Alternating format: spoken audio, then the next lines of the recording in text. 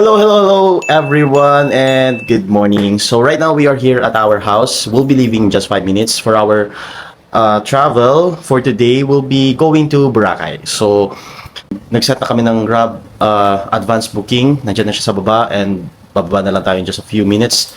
So this is our parang summer getaway, no? So kung ano yung mga bagong process since right now medyo nag-iba na rin ang protocol sa Boracay. So we'll keep you updated as to what are the development, no? Kung ano ba yung magkano ba yung environmental fee, magkano yung bayad doon sa port, no? So lahat yan isasama natin sa content. As for the budget, so we withdrew some cash because season ngayon. So we are expecting na magkakaroon tayo ng issues with withdrawing cash in Boracay Island. So yun. So mamaya quick chit-chat tayo kapag nasa naiya na ako. So yun lang muna guys. Bye!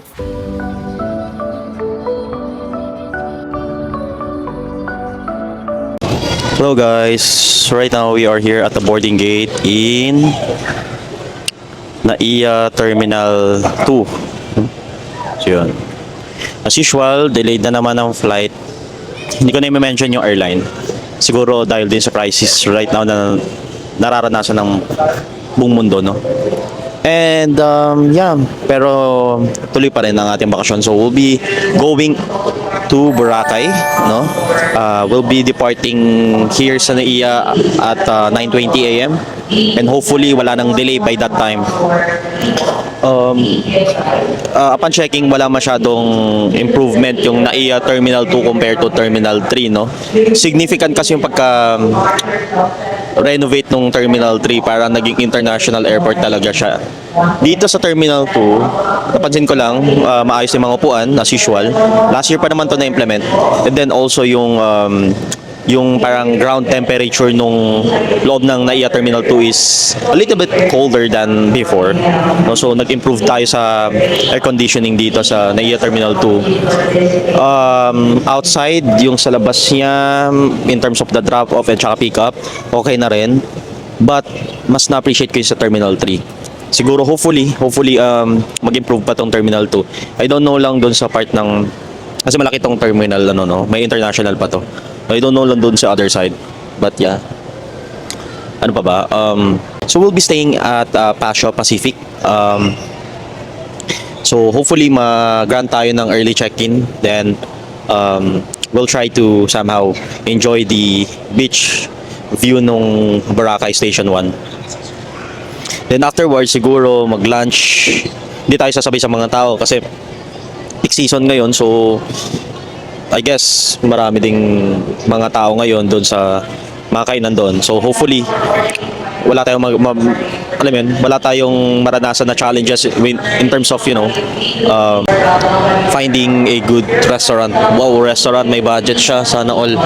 Pero yeah, wala tayong budget. Wala pa naman. Baka may mag-sponsor pero so far wala pa naman nag-sponsor sa atin dito sa trip na to. Now, yung runway, napansin ko, naging white siya, no? So, dito, I don't know lang if, hold on. Nakita niyo yan? Hindi ko alam kung napapansin. Sige, lapit tayo. Ayun siya. So, dati, may mga nakatira dyan na mga, may mga bahay-bahay dyan before. Pero ngayon, parang na-wipe out na. So, yung nakikita nyo is parang, ano nga ba to? Kinonstruct yan nung parang highway siya, no? I forgot kung anong tawag dyan. Extension ng Cavitex, probably, no? Pero yeah. Grabe naman yung zoom. So yeah. So hopefully, wala tayong maging problema dito sa ating travel. Wala tayong maging problema sa ating travel. And ito lang dala ko, no? 7 kilogram.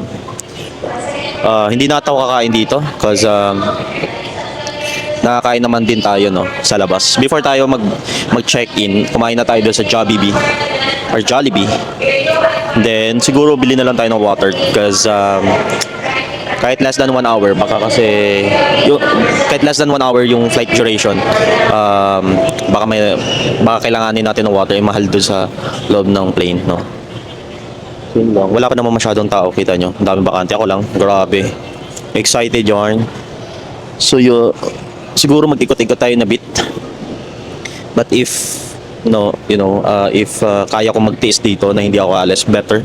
Because mamaya kapag boarding na, for sure punong-puno to. Ito na to, occupied na yun mamaya.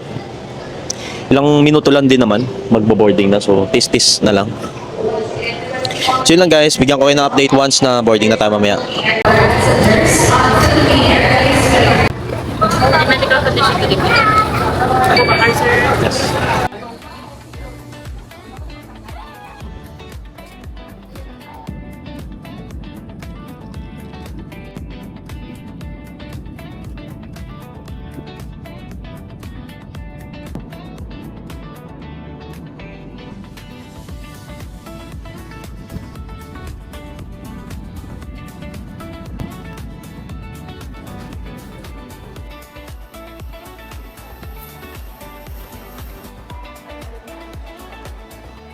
Hello guys, we are here in Katiklan. So we just arrived here in Katiklan Airport.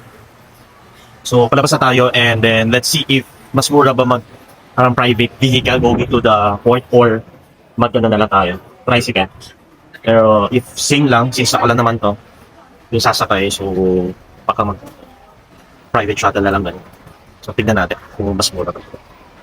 Hello guys, and hindi na tayo nag-avail ng special arrangement na parang package na 850 mayroong dadala sa inyo sa port from here sa Katiklan Airport, and then from there included na rin doon sa 850 yung environmental at saka yung kung ano man yung mga additional charges na i-imply nila doon sa port. Then from there, kasama na rin doon sa package yung parang gadating mo sa Boracay Island, ihatid ka na rin sa mismong hotel mo. So this time, hindi na natin ginawa yon. Tatry natin tong DIY style. So tapat lang to ng airport. So mayroon na rito ng tricycle. So let's see kung magkano ang gagastusin natin. And then update ko kayo mamaya. Bigyan ko kayo ng breakdown kung magkano ang gagastusin natin, ha? Tara. Tara po. The Catholic sir, 150. 150. Yes po. Pero right na po yan. So hold on. It's 150. That's 150.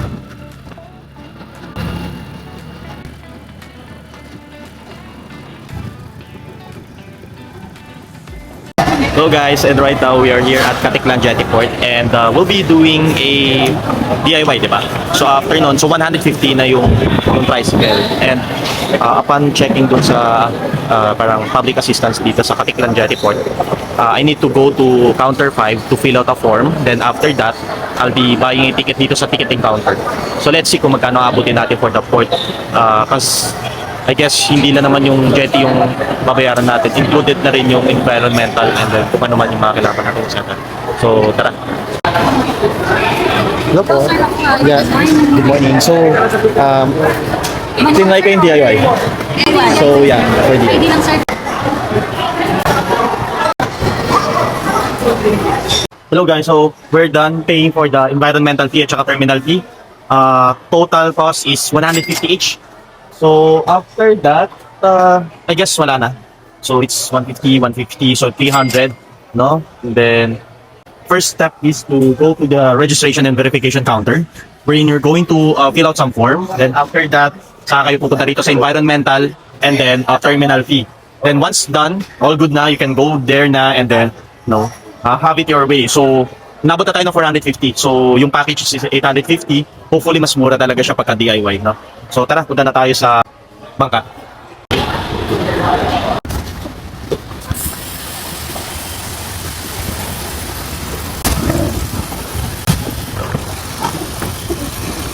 Go!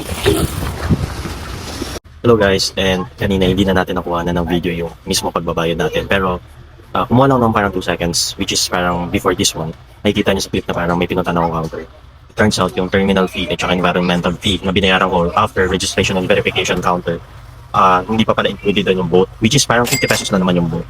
Pero yun, pero kinlarify ko naman yun when I settled the terminal fee. Sabi nila parang included na lang pero hindi pa po. So I paid for 50 pesos from here sa Katiklan Jetty Port going to Boracay Island.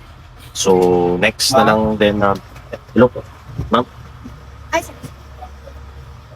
Yeah, so next na lang na babayaran natin will be yung tricycle. Mag-tricycle tayo going to our hotel. So, running bill na natin parang 500 pesos lang. So, cheap na talaga siguro. kapag DIY. Hopefully, hindi malaki yung gagastusin natin pagka tinry natin mag-tricycle from the Boracay Island port going to our hotel. Ito na, ang bilis, di ba? So, imagine if kumuha pa ako ng video doon tapos nagsalita pa ako doon sa tapat ng counter ng boat ferry, di ba? Imagine. So, baka hindi pa ako nakasakay. Kasi may designated seat din. Tapos, estimate ko parang after I pay for the, for the boat ride, 5 minutes lang ito, umalis na rin. So running bill natin again, it's 500 pesos. So, mas cheap pa rin siya doon sa parang package na shuttle. Tsaka parang naman, wala namang pinagkaiba. Kasi kahit na mag-package, parang pagkadating mo doon sa Katiklan Jetty Port, based on my experience, i-refer ka rin naman doon sa counter nila kasi parang kukunin nila yung parang information, yung basic information mo. Tapos sinasubmit nila yan sa Coast Guard.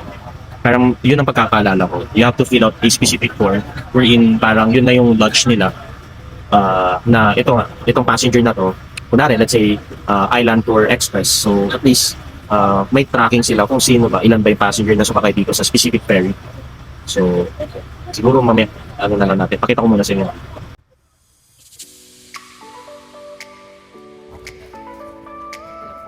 Paradaan ng mga shuttle na transfer, even yung mga hotel na nag-offer ng transfer, no? Pero tayo, magdi-DIY tayo. So, let's locate yung mga e-trike or tricycle dito and let's see if magkano aabutin natin. Hopefully, hindi mahal na.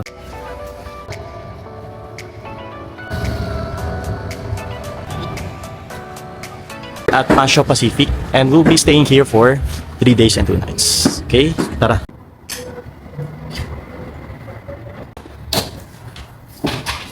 Hello guys, right now we just arrived here at Paseo Pacific and tayo, so done with the forms, done with the everything na kailangan gawin, and we're just waiting for our check-in, no?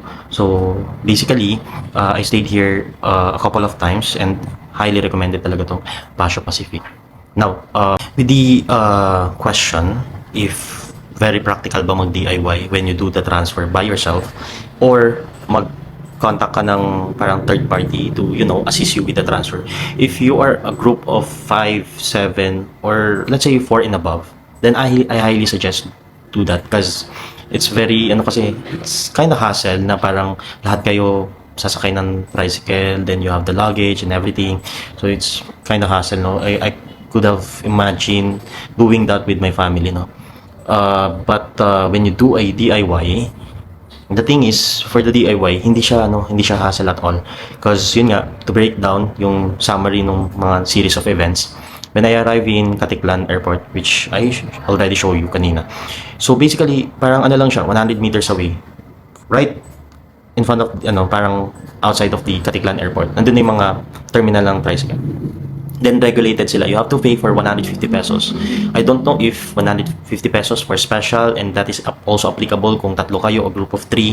But yun nga, 150. Then when we arrive at Katiklan Jetty Port, basically may public assistance doon. I took a chance, to ask questions. Basically, ang question ko sa kanila is, pagka magdi-DIY ako, what should I do? What is the procedure? So sabi nila, after scan, you just have to go to registration and verification booth. Then after that, ayun, so nandun na ako. So binigay ko yung ID ko. Then basically, bigay lang sila ng first name, last name, tapos may mga nilagay silang field dun sa parang maliit na form. Then after that, sabi nila, go to environmental fee, which is window 4. Then after paying for the environmental fee, very quick lang yun. Tinuro naman ako sa terminal fee. If hindi ako kumuha ng video, probably 5 minutes tapos na lahat yun. Wala ring masyadong tao. Then, after I left the terminal fee counter, I asked the girl who is, assisting me. Sabi niya, kasama na raw sa binayaran ko yung boat. But apparently, when I arrived dun sa may parang docking area nila, sabi nung mga nag-assist sa akin, hindi pa raw kasama. So, I have to pay for 50 pesos for one ride, no? So, binigyan nila ako ng tagging or parang stub number para sa specific seat number ko. Then it's 14. Once I arrive in the boat, parang less than 5 minutes, umalis na rin siya. So, imagine mo if gagawa ka pa ng content tapos may specific boat na naka-assign na sa'yo, designated seats na naka-assign sa'yo, hindi siya advisable. So, if your fellow content creator and then you'll be doing a parang DIY style, I highly recommend to avoid those things because again, it will be a challenge for you. So, tapos you can do the ano naman you can do the content after that. Katulad nito, I sit down, break down ng mga nangyari. Then once I arrive in Boracay Island, may public assistance booth na naman doon. Tapos I asked the guy if saan ako pupunta since I don't have specific transfer na in-avail. They told me that there's a e-vehicle outside of the port. Then nung lumabas ako, ayun nga, so may terminal doon ng e-vehicle. Tapos, nagtanong-tanong na rin ako sa mga katabi ko kung magkano yung babayad. Sabi nung katabi ko, it's 50 pesos only kapag station 1. But, ang siningil lang sa akin ng e-vehicle, it's 30 pesos only. Then, after all of those things, once I arrive here in the Pasha Pacific, in-upgrade nila ako to Deluxe, no? From Superior, which is located at the east side. Dito ako napunta dito sa west side, so nasa Deluxe na ako. So hopefully everything goes well, no? Wala tayong maging challenges in terms of checking in, then also yung staying natin dito. I highly suggest if you're going here sa Pasha Pacific, if you're going here sa Boracay, try Pasha Pacific. Given that hindi siya beachfront, pero kasi ang lamang niya sa lahat ng hotel dito is because very neat, very clean. In terms of yung breakfast buffet nila, wala akong issue na experience at all, no? I stayed here for several times and wala akong naging challenges. Very accommodating din ng sales nila. One email away, right then and then, less than 24 hours, you will be receiving a response from them notifying you that a specific request has been granted. So yun. We're just waiting for the check-in time. Hopefully, yun nga, maaga tayo makapag-check-in. Tapos after that, mag-lunch na lang tayo sa beachfront. And yun. Tapos, yung mga relatives namin, for now, wala pa namang agenda na sinabi for today's video. So, probably tomorrow pa yan and then on my third day. So, yun. So, mamaya, I'll show you kung ano yung room natin. No? Room reveal agad. So, yun. So, yeah, I'll be enjoying these drinks. Drink pa. So, welcome to. Then after that, let's see kung papag-check-in na tayo. Guys, here is Pasha Pacific. When you go inside, bubungad sa inyo tong Garden Cafe. And then, these are their rooms, no? This is the ground floor. And then, the second floor. Wait lang. Hindi ko napansin. Parang may third floor pa ata. Ayun, may third floor nga. So, just go straight here. Ayan. Ito yung Garden Cafe, no? So, dito kayo magbe-breakfast. Tapos, meron ditong common bathroom. Tapos, parang mini garden nila. Tapos, they have room extension here. At least 4 rooms. And then, pumunta kayo dito. This can be their waiting area. So, kunwari, naghihintayan kayo, pwedeng dito tumambay yung mga kasama nyo. Now, here is the tricky part. So, this one is, parang main garden nila. Dito, pwede kayong magpa-picture sa mga kasama nyo. Very good yan. So, yun, di ba? Napakaliwalas. Kung susumain mo, maliit lang siya. Pero, ganda, ang lalaki ng daan. Napakatahimik, napaka-peaceful. So, we'll be staying here at room 101 here in Pasha Pacific. So, here's the room. We have here, double bed. And then also a TV. No? Then we also have here air condition, then multiple sockets. You have here kettle, mugs, and then also a glass of water. Okay. Tapos you have here mini fridge. Also have here telephone or landline. Then when you go here, you have a big cabinet. Diba? Maganda pa rito, dun sa double bed mo, meron kang painting. So that's very good. So for the bathroom, guys, so let's go inside. So pagkapasok nyo, bubungad sa inyo mini cute sink. You have a half body size mirror. Okay, you also have here dental kit. Then this is the part where you're going to hang your clothes. No? Then here, you have your bath towel, toilet, na mayroon ng bidet. You have here shower as well, may heater na yan, and then shower gel, and then conditioner. So basically, very spacious nung bathroom nila, di ba? For considering the price na 3,500 lang siya. At least, di ba, may privacy kayo. So yun lang guys, quick room tour lang yon to give you an idea kung ano ang Paseo Pacific. So ano, don't worry, hindi naman to agad-agad ng fully book, no? So tara, labas tayo kasi ano na tayo. Kunin natin yung keycard. After natin mag-room tour, labas tayo saglit. Tingnan natin yung beachfront and then upon exiting, nakita ko tong area na to. Which is may poolside pala tong Paseo Pacific. So doon na yung exit. Tapos mayroon silang gym. And then, hindi ko na alam kung ano to. So yun. Very recommended talaga tong Paseo Pacific kasi kahit na wala ka ng time magtampisaw doon sa beach, at least you have a private pool here, no? You have a private pool here, so it's a good thing. Then also mayroon silang gym, so di ba? Kung gym rat ka, you can always go here and then, you know, use their amenities. So tara, at labas na tayo. I cannot wait to see the beach of Boracay. So let's go. So ito yung daan papuntang beachfront, di ba? Sarili silang eskinita. So kahit gabi, hindi ka matatakot dahil may sarili silang daan papuntang beachfront. O, di ba? Ito na ang beachfront. Let's go!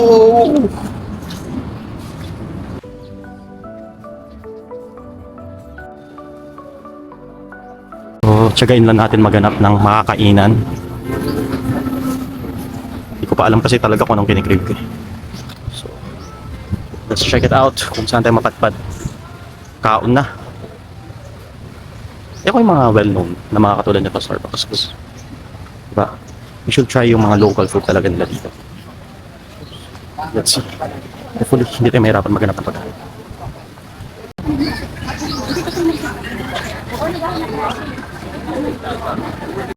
Wala pa rin tayo mahanap na kainan na bang gusto ko. Gusto ko something na malamig.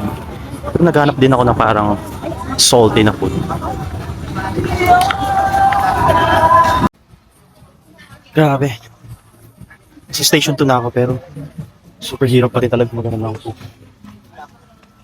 Gusto ko na malamig pero at the same time gusto ko rin ng salty. Hindi salt. Kaya pwede.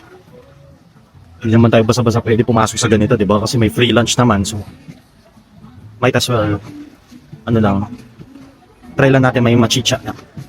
And after that, ano tayo, ice cream. Punta tayo sa Coco Mama.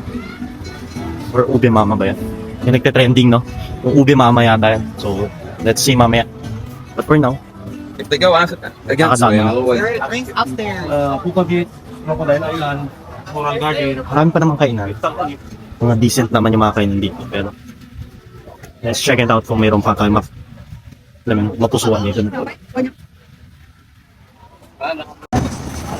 Nandito na tayo sa may papuntang Coco Mama. Let's check kung doon muna tayo. Kahit na iniiwasan natin dahil diba? Usually hindi naman dapat nauna yung dessert. In this case kasi wala na tayong choice, so just have to grab some snacks. Let's see. Diba, may madaanan tayong quick chicha.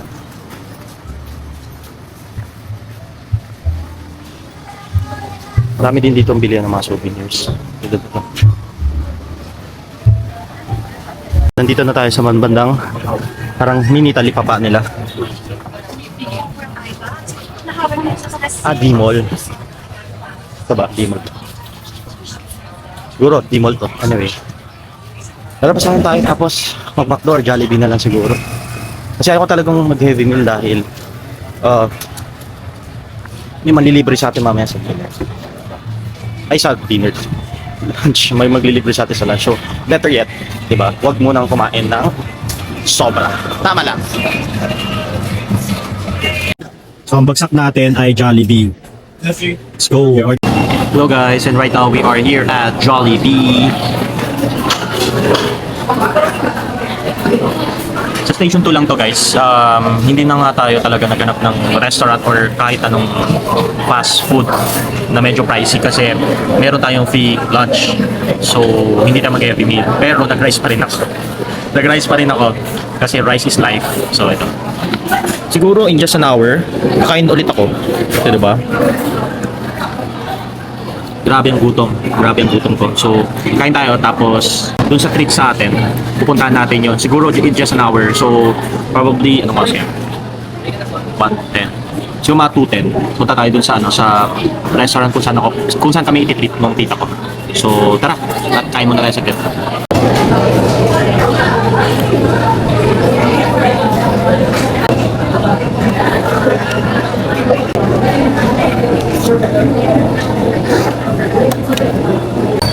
So guys, right now, pabalik na tayo ng hotel kasi gusto tayo kumain. It turns out, mamaya pa palang dinner yung libre. Mas maganda na rin yung kasi lakawit sila. Yung transfer na na-avail ng mga tita ko, pinahirapan sila. Like, back to zero. Pagkadating nila sa Katiplan Jetty Port, doon pa lang kinuha yung mga names, yung mga IDs. So, parang almost an hour sila doon. Then after nila doon, ganun din yung ginawa nila doon sa sa Boracay Island, which is parang naghintay rin sila ng almost 30 minutes before dumating yung van. So very hassle sa part nila. I understand, mapapahinga sila. So, gagawin na lang natin ngayon is babalik tayo ng hotel and then we will get some rest. Hopefully by that time, afternoon. Yun. So, medyo restored na rin yung energy na. Kasi talaga hindi ko na kaya. Iniinit talaga. Grabe. Diba yung hindi nung init ngayon? Bang level.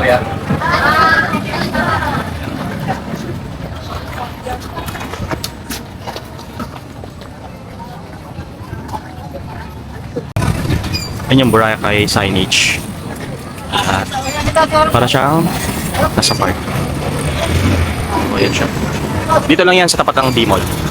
Hello, and we are back here at the beach here in Boracay. So right now, dito tayo ngayon sa Station 1. So yung kaninang binisita natin, Station 2. Apparently, we have to go here because we need to visit yung parang end of Station 1. For the simple reason na mamaya, magtatampisaw tayo and we don't know kung saan dito yung best spot since most of the area here ay may lumot. Unfortunately, may lumot. Even dito sa Station 1. Pero yung pinakadulo niya parang wala. So, doon tayo magsiswim mamaya. Ang gagawin lang natin, we're going to take some siguro seconds lang ng mga video clips para gagamitin kong B-roll for my content. So, tara. Kuha tayo then. Punta na tayo doon. Okay?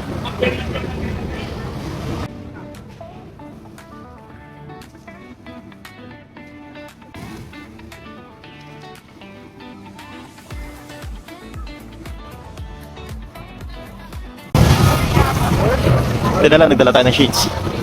Ganda. Yun na lang talaga nagkaroon tayo ng break, no?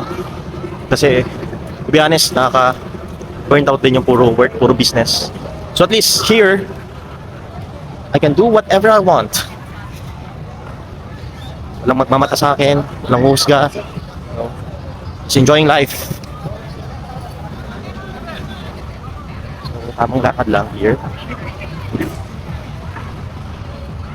Dito yun. Tampisaw tayo naman na magtatampisaw doon. Yun, yun lang. Ito sa inyo. Because most of the area doon sa Station 1 up to Station 3, may mga lumot. So dito tayo sa Station 1. Better talaga tong area na to. Siguro nilinis din nila because punta na yung siyang eh. So at least may lilim din dito. Pag hindi na natin kaya araw, just have to go here, rest. Mamaya doon tayo. Let's see. Silong tayo dito sa lilim. Napansin ko itong mga boat na to. Actually, ang tawag dito, if I'm not mistaken, party boat, no? So yan.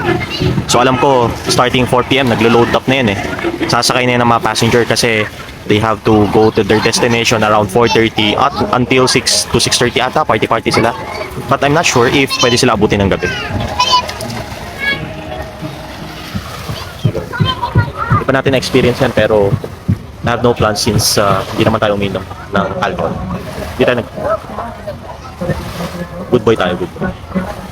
So, gagawin na lang natin. Just enjoying yung view, no? So, ito yung view. All the way there. Pupunta tayo doon. Halika. Tayo. Tayo doon sa part na yun. Sa akin, hindi ako nakakuha ng towel. The best talaga pagpunta dito, you bring your own towel or yung hotel towel. Lalo na if you don't have parang blanket na pwede mo ilagay dito sa ano, or mat na ilagay mo rito sa sand, no? Here's the view. Ilang beses ko napunta ng Boracay, hindi pa ako nakapunta doon sa part. Yung mga bato-bato na yan. Nakikita ko lang siya, pero hindi pa ako umabot yan. No? Hopefully this time, nakapunta tayo doon. Diba? Hindi pa kasi hindi pa kasi pangligo tong outfit natin eh. Pang forma pa lang to.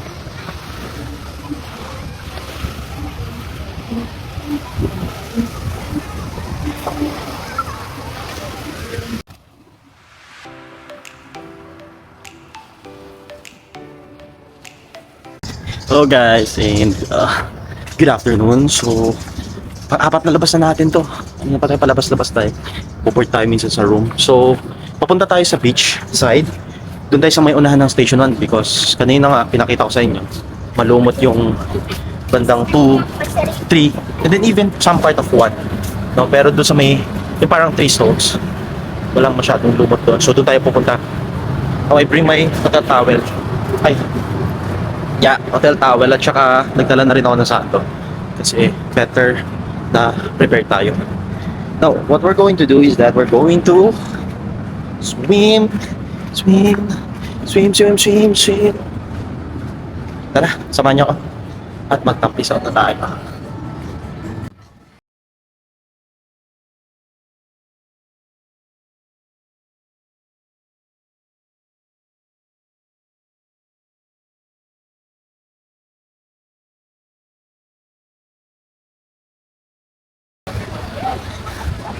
Pakadaming tao.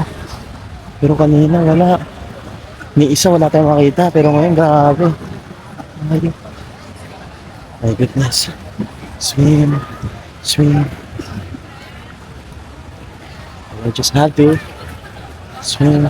Ano ito? Feeling ko, hihintay ito ng party boat.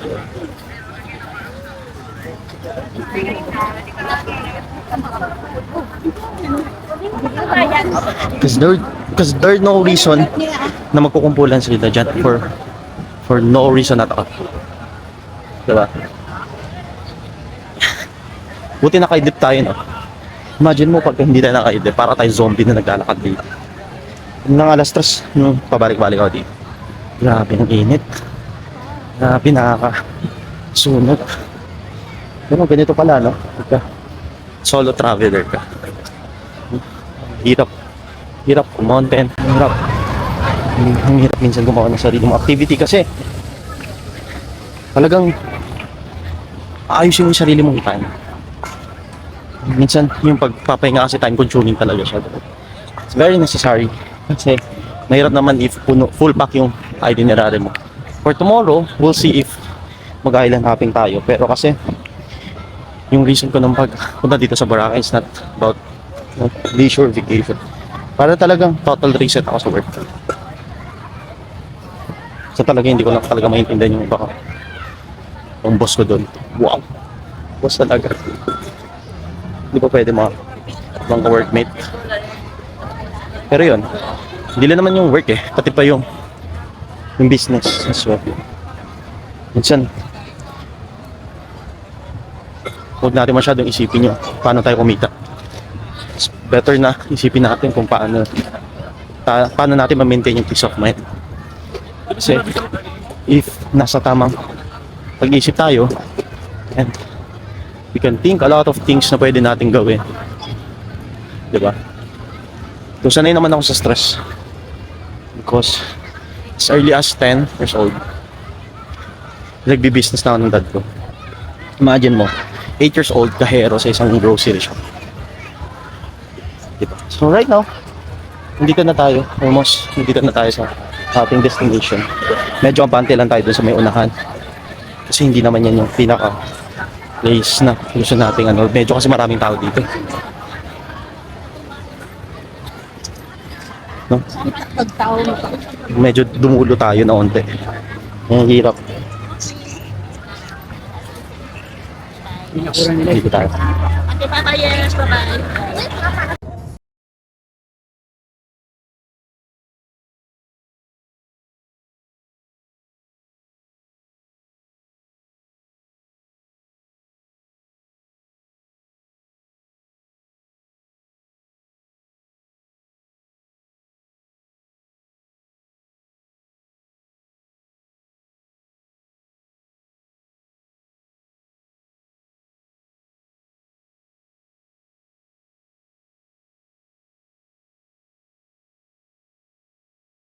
Video Kaya magsama sa mukha ko kasi ano tayo ngayon, naka beach body. Wow, beach body.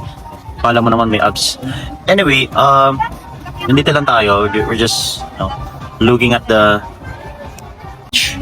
Just, enjoying the sunset.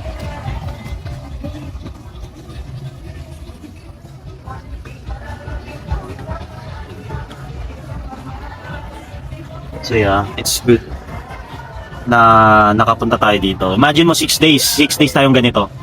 It's good. No? Total reset talaga.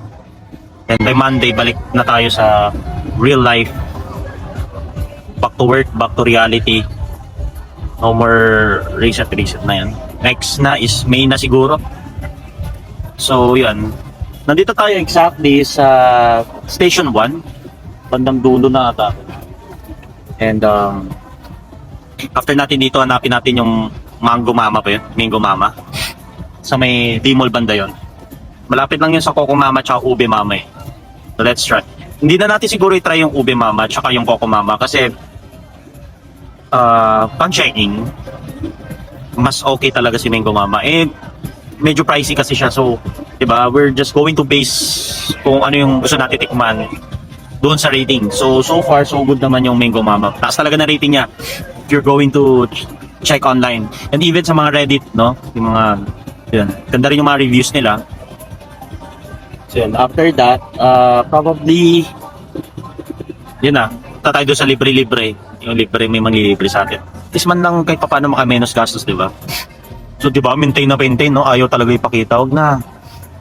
Tsaka, baka ano tayo, baka maban tayo sa YouTube pagka ganun. Ang ganda na, oh. Hindi masyadong mainit. Sisisi lang ako kasi dapat mga 4:30 lumabas na ako. Wow! Nag-ano pa ako nag-apply pa ako ng sunscreen It turns out parang wow effect. And talagang ano talaga. Kailangan mo talaga dito 3 layer ata ng sunscreen. But it's okay. Minsan umitim, di ba? Nakakapagod na kasi yung pumuti. Pagod. Isip naman nagdalaklak ako ng gluta. Pero itong mga puti, itong mga foreigner, specifically mga taga-western country, grabe sila, no? I mean, gusto talaga nila mag-itim, karoon ng tan skin. Parang yun lang ata pinunta nila dito. Kasi katulad itong duman sa akin, namumula-mula pa siguro mga 3 oras na nakabilad. Sa ano, okay naman magpaitim, pero yung sakto lang. Yung grabing itim. Ginabit, siguro mga mga 6:10. Alis na tayo dito, wrap up na tayo. Tapos balik tayo ng hotel, drop lang natin yung gamit natin. Tapos dadaan ako sa mga titas ko, just say hi, then wala pa kayong pa-dinner dyan. Kapal ng mukha, no? Talagang yun lang talaga, magpapa-attendance for the free dinner. Wala in-invite tayo, so yun lang yun. Anyway, daming party po. Parang wala tayo sa crisis. Scene, super. Ayun no. Try ko i-zoom in hopefully, sorry. Mali ata. Ayan. Ayun no, yung mga nasa dulo na yan. Yung mga na yan. Yan. Mga party boat yan. Kala mo dyan. Hindi na natin may zoom kasi yan ang pinaka-zoom niya. Diba? For one, hindi naman ako gaganyan dahil hindi naman ako good boy tayo, good boy. Tapos siguro bukas na umaga doon ako magbibilad, siguro mga 3 oras ako sa beach Bahala na kung umitim. Okay naman sa hapon. Ang ayaw ko lang sa hapon, medyo malamig na yung tubig. Tubig talaga, dagat. Medyo malamig-lamig na yung dagat. Tapos gusto ko rin i-try yung parasailing. Though may mga nag-offer kanina, kaso hirap eh. Hindi pa ako nakapag-withdraw. Tsaka hindi ko pa alam kasi kung ilang kain pa ako dito, ilang chicha pa ako. Imagine mo kanina, nag-Jollibee ako. Tapos nag-ice cream. Tapos ano ba no? Jonas ba yun? Nag-Jonas din. Wala na. Tapos sariling sikap pa sa travel na to. Alam nyo ba na I booked this ano ba to? Itong tour ko sa itong flight ko to Katiklan around 12,000. It's just so random lang talaga na I decided na mag-book pumunta rito. And it's a total reset actually. Yun talaga yung term na ginagamit ko kasi talagang very burnt out na ako. Sin burnt out. And every time na pumapasok parang gusto ko na lang mag-logout. Parang ganun. And right now, hindi ko na masyado na iniisip yung work. Though kinokontak pa rin ako ng mga staff ko sa laundry. So yun na guys, quick update lang. I'll just going to take some photos and then videos, then Cora na.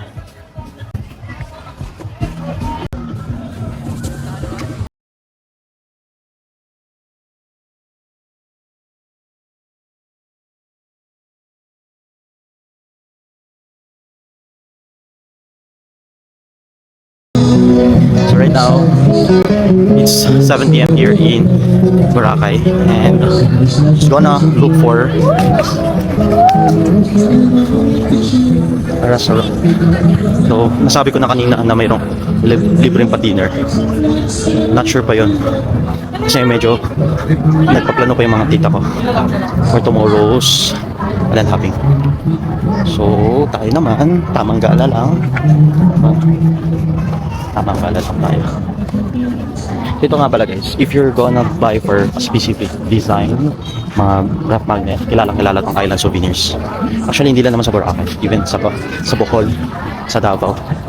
So, if you're a frequent traveler within Manila, Philippines, so familiar ka for sure dito. But yeah, ang gagawin lang natin ngayon is mimit natin sila.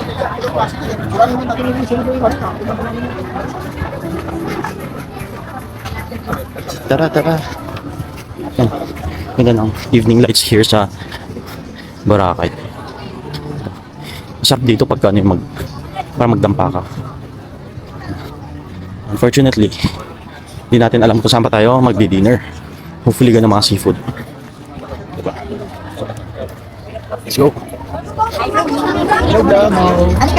Maliit lang yun, malalaki yun. 1/4 sa kino. Henan Crystal Sands Resort Boracay. Ito siya. Dami pa rin tao, no? Pero may mga nagbabalak pa maligo. Pero if akong gagawa niya, hindi. No way, ang lamig.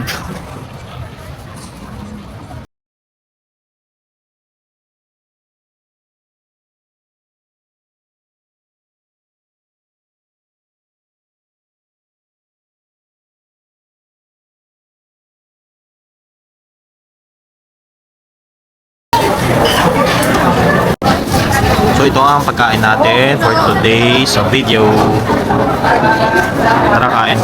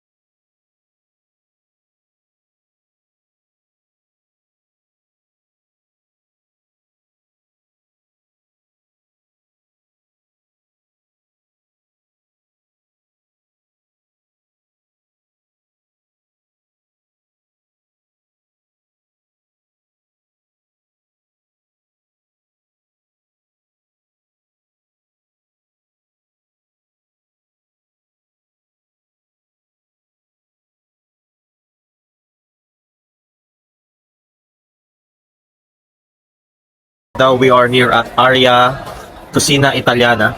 Sabi niya, nagbilang na naman. So, dito tayo bumagsak dahil ang daming tao. It's it's season talaga ng Boracay. So, most of the restaurants, even yung mga buffet na nag-offer dito, are fully booked. Yung iba naman, ang haba ng waiting time. Dito rin sa Ariana Cucina Italiano, grabe po. Kompleto-kompleto, no? Mahaba din naman yung pila. It's just that we're very fortunate na makakuha ng kuha dito sa labas. Though we prefer sana sa loob or doon sa taas. Pero ito yung naibigay sa amin. But all good naman. For the order, yung 4 formaggi, it's very good. On the scale of 1 to 10, 10 being the highest, I'll give it an 8.5. As for the aglio olio, pasta aglio olio, siguro mga lang, 7. Kasi di pala bagay sa aglio olio na walang shrimp, no? Dapat talaga may hipon, may shrimp talaga. So, yun. Tapos yung price niya, reasonable naman. Very affordable. Because if you're going to compare it sa mga, yung mga well-known talaga na pizza, ito kasi break oven pizza, so sarap talaga. Ayun, so may shakies din naman dito. So pangalanan natin, may shakies naman dito. Ano lang, if you're planning to, try some, kasi ang ganda nito, no? Tropical island. Ganda, tapos summer pa. If you're planning to try yung mga pasta nila dito or pizza, then visit this one, Area Cucina Italiana, located at Station 1. No? Actually, hindi ko alam kung Station 1 na to or parang in between na Station 1 na siya Station 2. So yun guys, hindi naman masakit sa bulsa, reasonable again. It's yung naman, yung niya, pricing niya is reasonable. Yun lang guys. After this, balik na tayo ng hotel kasi parang napagod ako dun sa DIY. Hindi naman yung mismong DIY process, but it's more of yung paggising sa umaga, sobrang aga namin nagising, tapos DIY malala, tapos init ang panahon kanina, lumabas pa kasi ako ng 12. So yun, tapos yun, nahirapan tayo, but bukas babawi tayo sa lahat. Bukas mga 3 hours tayo sa beach, tapos this time magdala na tayo ng plastic para safe yung gamit natin, kasi kanina medyo natatakot-takot pa ako dahil wala tayong plastic. So parang binalot ko na lang sa towel yung mga gamit, which is not advisable talaga. Kung pwede nga talaga mayroong specific bag for that. So yun lang guys, tara at magbabayad na tayo. So we are here at Halo Mango. So yun, so ito na yung order natin. So basically it's letter B. It's Mango Holly. So it's 180 pesos. Located at Station 2.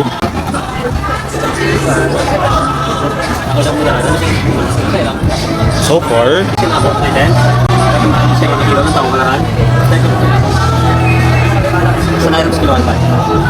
we need to scoop it kasi nabubuhos na yung ice cream sa gilid. We are back at our hotel, so finally rest na. So tomorrow, another day, another vlog. So wala pa tayong fixed itinerary, pero na-fix na sa utak ko after breakfast. Pahinga na onte. Tapos we're going to the beachfront. Then maghanap tayo ng perfect place, mag-iwan tayo ng gamit doon, and then maligo tayo for 2 hours. At the very least, 2 hours or 3 hours. Enjoy lang natin yung beach. Tapos after nun,